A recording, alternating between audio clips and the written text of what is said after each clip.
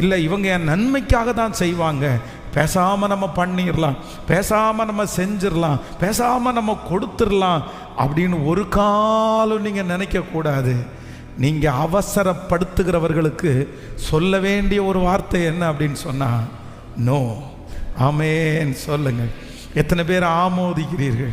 ஒரு 3 பேருடைய கரத்தை பிடிச்சி சொல்லுங்கள், யார் அவசரப்படுத்தினாலும் நீங்கள் அவசரப்பட வேண்டாம்.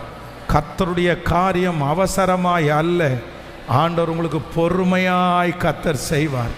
நீங்கள் அமர்ந்திருந்து நானே தேவன் என்று அறிந்து கொள்வீர்கள். நீங்கள் அமர்ந்திருந்து நானே கர்த்தர் தேவன் என்று. ஹல்லேலூயா. அவசரத்தில் எடுக்கிற முடிவு வெற்றியாக இருக்காது. பொறுமை இல்லாமல் எடுக்கிற சில தீர்மானங்கள் வெற்றியாக இருக்காது. பாருங்க, லோனு கொடுக்கறதுக்கு